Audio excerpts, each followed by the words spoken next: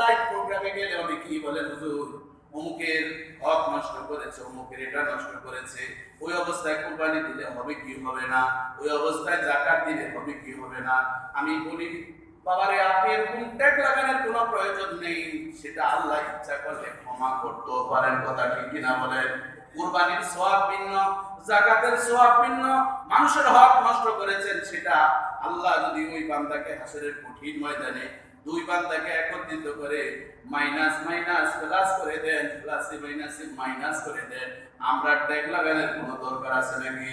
আল্লাহর কাছে রহমতের কোনো অভাব নেই, আল্লাহর কাছে ক্ষমা মায়ার কোনো অভাব নেই। এই জন্য আমরা দুনিয়াতে কাউকে জাহান্নামী বলে কোনোদিন ফতুয়া দিব না। কথা ঠিক কিনা বলে? হয়তো আপনার দৃষ্টিতে ওই লোকটা বড় খারাপ, কিন্তু সে জীবনে এমন একটা নেক কাজ করেছে, আমার হাজারো নেক কাজের চেয়ে তার নেক কাজের ওজনটা অনেক বেশি। কথা ঠিক কিনা বলে? যেই আবু বকর রাদিয়াল্লাহু তাআলা ঘটনাটি আপনাদেরকে ঈদুল আজহার দিন শুনিয়েছিলাম, আবু বকর রাদিয়াল্লাহু তাআলা কেমন একজন খলিফাতুল মুসলিমিন ছিলেন। তিনি প্রতিদিন অথবা সপ্তাহে বিধবাদের একটা লিস্ট করতেন, বিধবা গরিব অসহায় নারীদের লিস্ট করতেন। ওই লিস্ট অনুযায়ী এক একজন সাহাবী এক এক বিধবার খোঁজ খবর নিতেন, সেবা করতেন। নিজের ভাগে আমার একজন মহিলাকে রেখে দিলেন, যার কাজের শিডিউলটা অনেক লম্বা, কেউ নিতে চায় না। তিনি গভীর রাতে রাতে সেই কাজগুলো করে ফেলেন। অথচ ওমর রাদিয়াল্লাহু তাআলা একদিন লক্ষ্য করলেন, এই ঘরটাকেও ঠিক চিহ্ন দেয় না, কাজও করে না, কাজে এটা আমি যত কষ্টই হোক না কেন আমি যাব। তিনি ফজরের নামাজের পর গেলেন, ওই মহিলা ডাক দিয়ে বললেন, বাবা আপনি কে এসেছেন জানি না, আমার পানি উঠানো থেকে শুরু করে যত কাজ আছে একজন বয়স্ক ব্যক্তি এসে অনেক আগেই করে চলে গিয়েছে। ফজরের দ্বিতীয় দিন তিনি ফজরের আগে আসলেন, আসার পরে একই জবাব মহিলা দিলেন, আমার কাজ অনেক আগেই শেষ হয়েছে।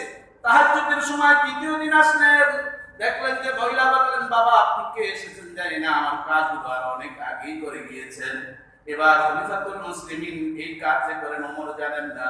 ওমর চতুর্থ দিন তিনি সারা রাত ধরে পাহারা দিচ্ছেন, কে এত বড় নেকের কাজটা করে, সেই লোকটাকে আমার অবশ্যই চিনতে হবে। জোরে জোরে বলেন আল্লাহু আকবার। বাবাজি বন্ধুরা, চতুর্থ দিন সারা রাত দাঁড়িয়ে থাকবেন শীতের কনকন রাতে চাদর মুড়ি দিয়ে। হঠাৎ করে দেখতেছেন বয়স্ক একজন লোক খেলে দিলে আসতেছেন, এসে কূপ থেকে পানি উঠাচ্ছেন। কূপ অনেক গভীর, সুতা বেঁধে বেঁধে বহু কষ্ট করে পানি মটকার বা ড্রামের ভিতরে ঢুকাচ্ছেন। এভাবে কাজ করার জন্য যখন প্রস্তুতি নিচ্ছেন, আবু বকর রাদিয়াল্লাহু তাআলা আনহুকে দেখে ওমর হঠাৎ করে সামনে দাঁড়িয়ে সালাম দিলেন, বললেন, ও খলিফাতুল মুসলিমিন, আজকে 3 দিন পর্যন্ত আমি আপনাকে ধরার জন্য আমি চেষ্টা করতেছিলাম, পশ্চিমকালে কোনোদিন কল্পনা করি নাই আপনার মতন ব্যক্তিত্ব রাষ্ট্রপ্রধান এখানে সেই বিধবা নারী বৃদ্ধা মহিলার খেদমত করবেন। আপনি কেন এই কষ্ট করতেছেন? আপনি তো আমাকে বললেই পারতেন। আমি আজকে ঘুম বাদ দিয়ে সারা রাত এখানে দাঁড়িয়ে আছি এই কাজ করে দেখার জন্য। খলিফাতুল মুসলিমিন জবাব দিলেন, ও ওমর শুনে নাও, আজকে আমি কেন এখানে এসেছি আমি লক্ষ্য করতেছি। আজ প্রায় 1 মাস পর্যন্ত এই মহিলার লিস্টটা সর্বশেষ, কিন্তু কেউই মহিলার ভাগটা নিতে চায় না, তার কাজ বেশি, এই জন্য কেউ নিতে চায় নাই। সর্বশেষ আমি ভাবলাম এই মহিলার কাজটা আমাকেই নিতে হবে, যেহেতু এটার উদ্যোক্তা আমি। আর যদি তার কাজটা যদি আমি সম্পূর্ণ না করতে পারি, আল্লাহ আরশে আমার জবাবদিহি করতে হবে, আল্লাহর কাঠগড়ায় আমার জবাবদিহি করতে হবে। এই জন্য আল্লাহর কাঠগড়ায় জবাব থেকে মুক্তি পাওয়ার জন্য আমি আমার এই কাজটাকে বেছে নিয়েছি। আল্লাহু আকবার। এই ছিল আবু বকর, এই ছিল মানব বিরোধী, এই ছিল তাদের গুনাহই ছিল না, অথচ গুনাহ মাফের জন্য তারা কত প্রচেষ্টা করেছেন। বাবাজি বন্ধুরা আমার, ওই আবু বকর একদিন ওমর রাদিয়াল্লাহু তাআলা আনহুর সাথে কাছাকাছি যখন বসে গল্প করতেছিলেন, ওমর রাদিয়াল্লাহু তাআলা আনহু এসে ডাক দিয়ে বললেন, ও খলিফাতুল মুসলিমিন, আপনার কাছে কোনোদিনই তো কোনো কিছু চেয়ে বা কোনো প্রতিযোগিতায় আপনার চেয়ে অগ্রগামী হতে পারি নাই। যখন রাসূল সাল্লাল্লাহু আলাইহি ওয়াসাল্লামের জামানায় যে কোনো ক্ষেত্রে প্রতিযোগিতা করেছিলাম, তাবুকের যুদ্ধে আমার সম্পদের অর্ধেক দিয়েছি, ভেবেছি আমি আজকে ফার্স্ট হব, কিন্তু কিছুই লাভ হলো না। যখন ঘোষণা হলো কে সবচেয়ে বেশি সম্পদ দিয়েছে, তাও আপনার নাম 1 নম্বরে, কিভাবে আবু বকর রাদিয়াল্লাহু তাআলা বটি বাটি সব কিছু যখন নিয়ে যাচ্ছেন, স্ত্রী ডাক দিয়ে বললেন, স্বামী গো, অন্তত রান্না করার একটা পাতিল রেখে যান, না হলে আমি কিসে রান্না করবো? আবু বকর রাদিয়াল্লাহু তাআলা বললেন, ও আমার স্ত্রী, শুনে নাও, আমাদের ঘরে তো রান্নার পাতিল রয়েছে, খাবার কিছু রয়েছে, এমন তো যুদ্ধের ময়দানে হতে পারে এই পাতিলটা অন্যের জন্য বড় উপকার হয়ে যাবে, এই জন্য আমি পাতিলটা নিয়েও যেতে চাই। জোরে জোরে বলেন সুবহানাল্লাহ। যখন সব সম্পদ নিয়ে কথাবার্তা ফাইনাল হয়ে গেল, আমার রাসূল এবার ঘোষণা দিবেন তাবুকের যুদ্ধে যখন জয়লাভ হয়ে গেল, কে কি স্যাক্রিফাইস করেছেন, উৎসর্গ করেছেন। দেখা গেল এক নম্বরে আবু বকর রাদিয়াল্লাহু তাআলা আনহুর নামটা চলে আসলো, কারণ ওসমান রাদিয়াল্লাহু তাআলা সবচেয়ে বড় ধনী ছিলেন, তিনি তার সম্পদের 4/1 দান করলেন। উমর যে সম্পদ 4/1 দান করেছেন, সেটা সকলের মিলেও হয় না, অনেক বেশি তার চেয়ে। আলী রাদিয়াল্লাহু তাআলা গরীব ছিলেন, তিনি 2-1টা তরবারি দান করলেন। উমর রাদিয়াল্লাহু তাআলা তার সম্পদের অর্ধেক দান করে দিলেন। আবু বকর ফার্স্ট হয়েছেন, কিভাবে হয়েছেন? বিশ্ব পয়গম্বর আবু বকরকে ডাক দিলেন, আবু বকর, ঘটি বাটি খাওয়া ছাড়া তো আর তেমন কিছুই আপনি আনতে পারেন না, আপনার ঘরে আপনি কি রেখে এসেছেন? আমার তো বড় চিন্তা মনে হয়, আমার বেআইন সাহেবরা কিসে রান্না করবে, কিসে কি খাবে? তখন সাথে সাথে খলিফাতুল মুসলিমিন, তিনি তো তখনও হন নাই, আমার প্রিয় নবীর হিজরতের সঙ্গী তখন তিনি ছিলেন, তিনি ডাক দিয়ে বলেন, ইয়া রাসূলুল্লাহ, ইয়া হাবিবাল্লাহ, আমার ঘরে আল্লাহ এবং তার রাসূলকে রেখে এসেছি। এজন্য ওমর রাদিয়াল্লাহু তাআলা একদিন অভিমান করে বললেন, কোনদিন তো আপনার সাথে বাস্ট হতে পারেনি, এবার চিন্তা করেছি আপনার সাথে একটা অঙ্গীকার আমি নিতে চাই। ও খলিফাতুল মুসলিমিন, আপনি গারে সাওরে বিশ্ব পয়গম্বরের সাথে হিজরতে আপনি যে 2 দিন ছিলেন, ওই 2 দিনের নেক আমলগুলো আমাকে দিয়ে দিন, আমি আমার জিন্দেগীর সব নেক আমলগুলো আপনাকে দান করে দিব। আল্লাহু আকবার। আবু বকর রাদিয়াল্লাহু তাআলা আনহু সরল ছিলেন, কিন্তু বোকা ছিলেন না, কথা ঠিক কিনা বলেন? আবু বকর রাদিয়াল্লাহু তাআলা আনহু কি ওই 2 দিনের নেক আমল ওমরকে দিবেন? বুঝেন নাই? ওই 2 দিনের গারে সাওয়ারের 2 দিনের নেক আমল কি ওমরকে দিবেন নাকি দিবেন না? বলেন তো দেখি। হ্যাঁ, বলেন তো দেখি, দিবে? বাবা জীবন আমার, তিনি সরল সহজ ছিলেন, কিন্তু বোকা তিনি ছিলেন না। বললেন, ও ওমর, গারে সাওয়ারের 2 দিনের নেক আমল যদি তোমাকে দিয়ে দিই, তাহলে তার আমার কোনো নেক আমলই থাকে না, কারণ যতটুকু রাসূলের ভালোবাসা, যতটুকু আল্লাহর ভালোবাসা পেয়েছি, সেই ভালোবাসাটা গারে সাওরের উসিলেই আল্লাহ আমাকে দান করেছে। যখন আমি দেখতেছি কাফেরদের পা দেখা যাচ্ছে, মাদ্রাসা চাল বাঁধছে, আমি দেখতেছি এখনই ধরে ফেলবে তারা বিশ্ব পয়গম্বরকে। আবু বকর রাদিয়াল্লাহু তাআলা আনহু ডাক দিয়ে বলেন, ও ইয়া রাসূলুল্লাহ, ইয়া হাবিবাল্লাহ, ওই যে কাফেরদের পা দেখা যাচ্ছে, তারা তো নিচের দিকে তাকালে আমাদেরকে দেখে ফেলবে, তখন আমাদের কি অবস্থা হবে? আমার প্রাণের নবী বললেন, লা তাহজান ইন্নাল্লাহা মা'ানা, বললেন লা তাহজান ইন্নাল্লাহা মা'ানা, কোনো চিন্তা নাই, আমাদের সাথে আছেন কে? এই কথাটা আল্লাহ এত বেশি পছন্দ করেছেন, কুরআনের আয়াত হিসেবে আমার নবীর উপর আবার নাযিল করে দিয়েছেন। আল্লাহু আকবার।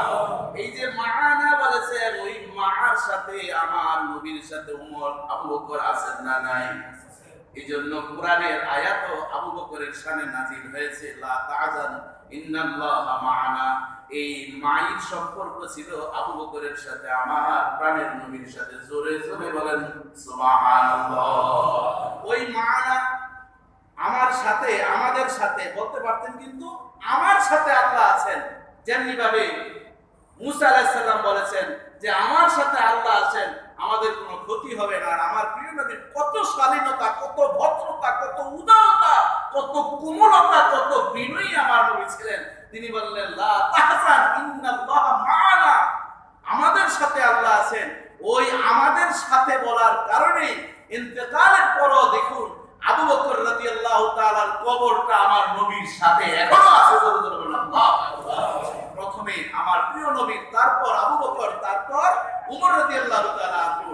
তাহলে বোঝা যাচ্ছে এই মা'ানার সম্পর্ক জান্নাত পর্যন্ত থাকবে। জোরে জোরে বলেন সুবহানাল্লাহ। এটি হচ্ছে উদারতা, এটি হচ্ছে স্যাক্রিফাইস, এটি হচ্ছে মানে আল্লাহ রাসূলের সাথে যে যত ত্যাগ করেছেন, মানব সেবা যে যত বেশি করেছেন তার ততটুকু মর্যাদা আল্লাহ তাআলা দান করেছেন। দেখুন যেই কথা থেকে এখানে এসেছি, তাহলে যাদের অন্তরটা পবিত্র থাকে, যাদের অন্তরে কোনো বিদ্বেষ, হিংসা, গীবত এ ধরনের না থেকে পরোপকার করার সুন্দর একটি মন থাকে, পবিত্র অন্তর থাকে, উজুর অবস্থায় যেই ব্যক্তি সদা সর্বদাই থাকে, আমার প্রিয় নবী জানিয়ে দিয়েছেন সেই ব্যক্তির জন্য আল্লাহ আরশে আজিম রক্ষাকারী ফেরেশতারা সদা সর্বদা ইস্তিগফার পাঠ করে তাদের ক্ষমা প্রার্থনায় নিয়োজিত থাকবেন। জোরে জোরে বলেন সুবহানাল্লাহ।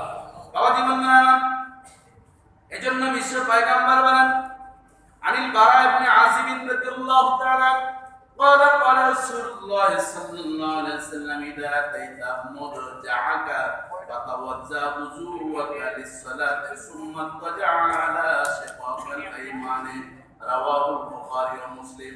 বিশ্ব পয়গম্বর বলেন, ও আমার উম্মতেরা, যখন তোমরা ঘুমাতে আসবে ফাতাওয়াজ্জা, তোমরা কি করো? ওযু করো। যখনই তোমরা ঘুমাতে যাবে তখন কি করো? ওযু করো। কেমন ওযু? ওযু আকালিস সালাহ, যেমনি ভাবে নামাজের জন্য তোমরা ওযু করো তেমনি ভাবে ঘুমানোর পূর্বে তোমরা ওযু করো। সুম্মা তাজা আলা শিকাকাল আইমান, এরপর তোমরা যখন শুইবে ডান কাতে তোমরা শুইবে এবং ডান হাতটা তোমাদের মাথার নিচে দিয়ে তোমরা ঘুমাবে। তাহলে এই ঘুমটা তোমাদের নেক আমলে আল্লাহ তাআলা পরিণত করে দিবেন। জোরে জোরে বলেন সুবহানাল্লাহ। কেন আল্লাহ তাআলা, আল্লাহ রাসূল এই কথা বলেছেন? আমাদের বাম পাশে থাকে হাড় থাকে, যখন আমরা ডান কাতে শুই তখন এই হাড় স্বাভাবিকভাবে চাপের থেকে বেঁচে যায়, সে স্বাভাবিকভাবে মুভ করতে পারে, নড়াচড়া করতে পারে, এটি অত্যন্ত উপকার। আর ডান হাত দেওয়ার জন্য কেন বলেছেন? চিকিৎসা বিজ্ঞানীরা দেখেছেন মানুষ যখন ডান হাত দিয়ে এইভাবে ঘুমায় তখন মানুষের একটি নিঃসরণ হয়ে থাকে, ব্রেনের একটি ক্ষয় হয়ে থাকে।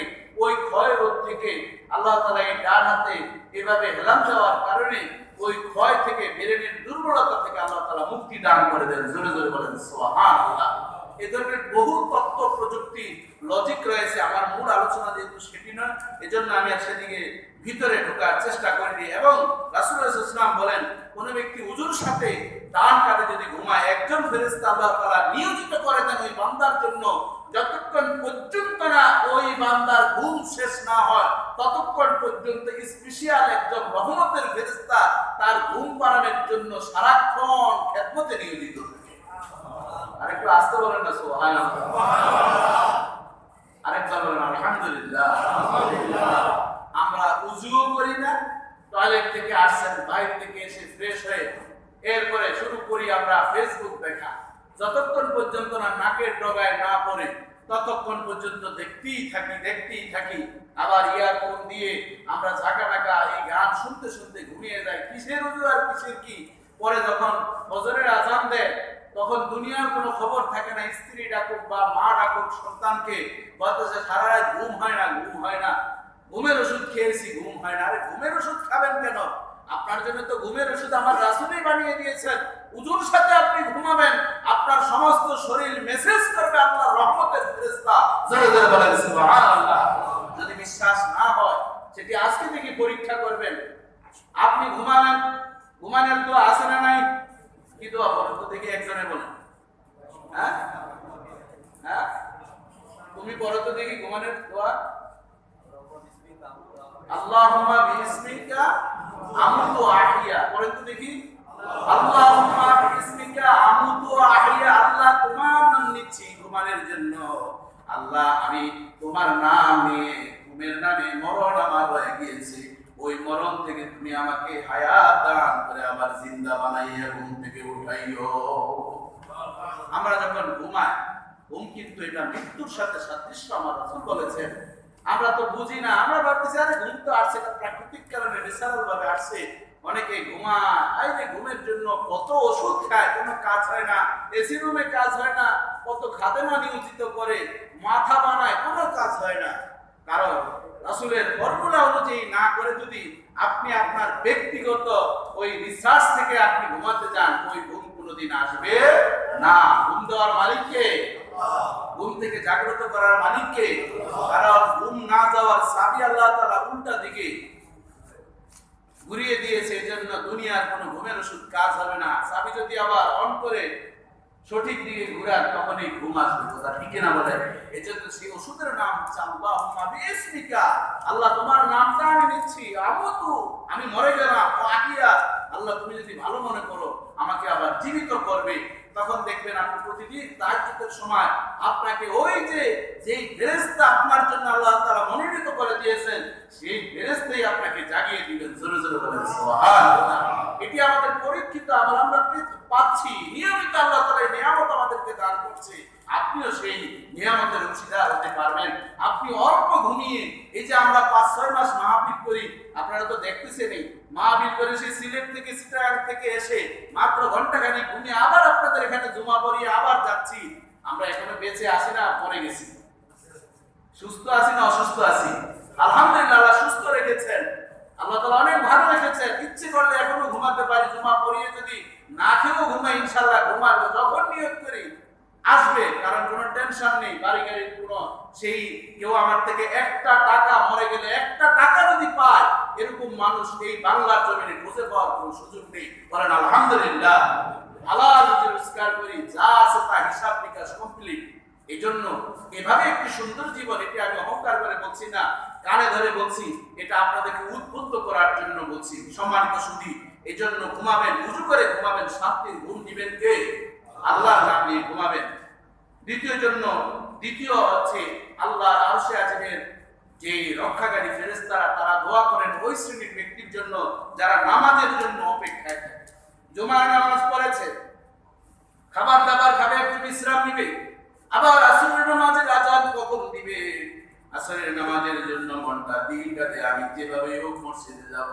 স্ত্রীকে বলে জাগ্রত করে দিবে, কিসের জাগ্রত করবে? আধা ঘন্টা বিশ্রাম না নিতে নিতেই বলে মসজিদে আযান হয়েছে কিনা, আরে আমি মনে হয় জামাত এক রাকাত আমার ছুটি গিয়েছে, মাসবুক হয়েছে। এই যে টেনশন, তার অন্তরটা মসজিদের দিকে পড়ে থাকে, জামাতের দিকে পড়ে থাকে। আমার প্রাণের নবী বলে ওই ব্যক্তির জন্য আল্লাহর আরশের ফেরেশতারা আল্লাহর কাছে সদা সর্বদা ইস্তিগফার পাঠ করে দোয়া করেন, আল্লাহ তোমার নামাজ পড়ার জন্য ওই বান্দার এত মন কাঁদতেছে, আল্লাহ তুমি তাকে বিনা হিসাবে মাফ করে দাও। আল্লাহু আকবার। এরপর তৃতীয় নম্বর হচ্ছে প্রথম কাতারে নামাজ পড়ার জন্য যার দিলটা লেগে থাকে, রাসূলুল্লাহ সাল্লাল্লাহু আলাইহি ওয়াসাল্লাম ইরশাদ করেছেন ফেরেশতাগণ দোয়া করতে থাকেন ওই ব্যক্তির জন্য, সদা সর্বদাই দোয়া করেন যে আল্লাহর বান্দা প্রথম কাতারে নামাজের জন্য সবার আগে চলে আসেন, অন্য ব্যক্তিদের তুলনায় ওই ব্যক্তিকে 70 গুণ সওয়াব আল্লাহ তাআলা দান করেন। জোরে জোরে বলেন সুবহানাল্লাহ। কিন্তু প্রথম কাতারের জন্য যদি আপনি 10টার সময় যায় নামাজ বিছিয়ে যান, তাহলে কিন্তু আপনার সওয়াবের খাতায় জিরো আসবে, কারণ আপনি তো এখানে দুর্নীতির আশ্রয় নিয়েছেন। কথা ঠিক না বলেন?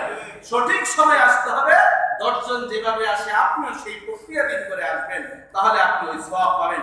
এতে মনে কেউ কষ্ট পেতে পারে, কিন্তু ইসলামের বিধান অনুযায়ী মনে কষ্ট পেলে আমার কিছু যায় আসে না। সম্মানিত সুধী, এরপর দেখুন রাসূলুল্লাহ সাল্লাল্লাহু আলাইহি ওয়াসাল্লাম বলেছেন, চতুর্থ ব্যক্তি রাসূলুল্লাহ সাল্লাল্লাহু আলাইহি ওয়াসাল্লাম বলেছেন যে আমার উপর বেশি বেশি দুরূদ পাঠ করে সেই ব্যক্তির জন্য আল্লাহ আরশে রক্ষাকারী ফেরেশতারা সদা সর্বদা দোয়া করতে থাকে। জোরে জোরে বলেন সুবহানাল্লাহ। আজকে দেখুন, এটা কোনো কারামত না, আপনাদেরকে বোঝানোর জন্য দুরূদ শরীফের আমল। আমি আজকে কিভাবে এসেছি হয়তো আপনাদের কারো প্রশ্ন জাগতেও পারে, আবার কেউ বলবেন লতিফ সাহেবের একটা চাকরি উনি আসবেই, এটি হচ্ছে রুলের কথা, নিয়মের কথা। কিন্তু অনেক জিনিস নিয়ম ছাড়াও চলে, না আসলেও আমি পারতাম, কিন্তু এসেছি বিবেকের কারণে। ইমাম সাহেব নেই, এসেছি বহুত কষ্টে, 2 থেকে 2.5 মাইল আমি আমার বাসা থেকে হেঁটে এসেছি।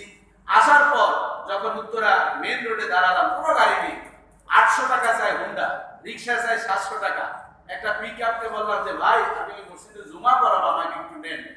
পিকআপ বেচারা উঠলাম, সেই গাড়িতে 4টা চেকপোস্ট, প্রত্যেকটাতে আটকাচ্ছে। আমি ওই ড্রাইভারকে বললাম যে ড্রাইভার সাহেব একটু দুরূদ শরীফ পাঠ করেন, আসেন আপনিও পড়েন। উনি বলতেছেন কোনটা পড়বো, উনি ভালো পাঠতেছেন না, আমি ওনাকে শিখাইলাম। আসার পরে আজমপুর একটাতে আটকাইলো, ওখানে ম্যাজিস্ট্রেট কোর্ট, সব গাড়িগুলো আটকালো। আমার দিকে একবার তাকালো, ড্রাইভারের দিকে তাকাইলো, তাকানোর পর ইশারা দিল যাওয়ার জন্য। প্রথম চেকপোস্ট হলো, এরপর জসীমউদ্দিনে আটকাইলো, এরপর এয়ারপোর্ট আটকাইলো। এভাবে 4টা জায়গায়, প্রত্যেকটাকেই আজকের এটা মানে আমার কোনো বাহাদুরি না, আমার নবীর শানের দুরূদের ফজিলত বলছি। সাইরাস চেকপোস্ট থেকে 30 সেকেন্ডের জন্য আটকে রাখেন, একবার নজর দিয়েছেন, সাথে সাথে ছুটিয়ে দিয়েছেন। আমি ভেবেছি 12:30 বুঝতে পারবো না, মাত্র 20 মিনিটে আপনাদের এখানে এসে পৌঁছেছি। ধরে ধরে বলেন সুবহানাল্লাহ। তাহলে দুরূদ শরীফের ফজিলত আছে না নাই? এতে আজকে আমি নিজের ফল পেয়েছি। বিপদে পড়বেন, দোয়া ইউজ করবেন, দুরূদ পাঠ করবেন, আমার নবীর সাথে ভালোবাসা রাখবেন। ওই নবীর ভালোবাসা, নবীর যে আশিক আল্লাহ রয়েছে, তিনি আপনার উপর রহমত নাযিল করলে পৃথিবীর কোন রাইফেল AK-47 কোন পিস্তল আপনাকে কোনোদিন হত্যা করতে পারবে না, ঠেকিয়ে রাখতে পারবে না। কথা ঠিক কি না বলেন? এই জন্য নবীর সাথে সম্পর্ক রাখবেন, দুরূদ শরীফের আমল করবেন, আল্লাহ তাআলা বরকত দান করবেন। ৫ম নম্বর হচ্ছে আল্লাহর আরশের ফেরেশতারা ওই ব্যক্তির জন্য ইস্তিগফার পাঠ করবেন যারা রোগী দেখার জন্য যায়। আত্মীয় হোক, অনাত্মীয় হোক, আপনার বন্ধুমহল হোক, আপনি একজন অসুস্থ দেখতে গেলেন, আল্লাহর ফেরেশতারা খুশি হয়ে আল্লাহর কাছে দোয়া করবেন যে আল্লাহ, আপনার এই বান্দারা মহামারীকালীন সময় তার বন্ধুকে ভুলেন নাই, আপনজনকে ভুলেন নাই। তখন আল্লাহর ফেরেশতারা দোয়া করবেন, এর উসিলা আল্লাহ তাআলা ওই বান্দার জীবনের গুনাহ খাতা maaf করে দিবেন। বলেন সুবহানাল্লাহ। কিন্তু এমনও নজির পাওয়া গিয়েছে, বাবার করোনা হয়েছে, এই কর্মীটোলা হাসপাতালে বাবার মৃত্যুর পর শুধু ডেথ সার্টিফিকেটটা নিয়ে ছেলে পালিয়েছে। এরপর আঞ্জুমানে মফিদুল ইসলামের লাশ হস্তান্তর করা হয়েছে, যেটি আপনারা খবরে দেখছেন কি দেখেন নাই? কিন্তু কোনোদিন কোন বাবা কি তার সন্তানকে এভাবে ফেলে যেত? কামা তাদের উদাহরণ আজকে মসজিদের মিম্বারে বললাম, যে ছেলে এই কাজ করেছে, ওয়েট এন্ড সি, যদি আল্লাহ হায়াতে রাখে সে এই ভাগ্য অবশ্যই বরণ করতে হবে। কথা ঠিক কি না বলেন? খুব সাবধান, এই কাজ কেউ করবেন না। আর রোগী দেখতে যাবেন, কোনোদিন বলবেন না আরে ভাই আপনার কি অবস্থা, এই অবস্থা আপনাকে আনছে, অবস্থা তো খুব খারাপ, আরো আগে আনা উচিত ছিল। আপনি জ্ঞানের কথা বলা শুরু করছেন, সেখানে গিয়ে ওখানে জ্ঞান দেওয়ার প্রয়োজন নেই। আল্লাহ রাসূল বলেছেন, তুমি বলবে লা বাসাতুর ইনশাআল্লাহ, কোনো সমস্যা নেই, অচিরে আপনি ভালো হয়ে যাবেন। এই কথা বলার আপনার দায়িত্ব। এর 5 মিনিট পরে যদি সে ইন্তেকাল করে, সে তৃপ্তির হাসি দিয়ে ইন্তেকাল করবে। কথা ঠিক কি না বলেন? আর একজন অসুস্থ রোগীকে আপনি যদি বলেন ভাই আপনার অবস্থা শেষ, মনে আর 2-1 দিন আছে না আপনার যেভাবে অবস্থা, এটা বলা ইসলামী শরীয়তে নিষিদ্ধ করা হয়েছে আমার রাসূল।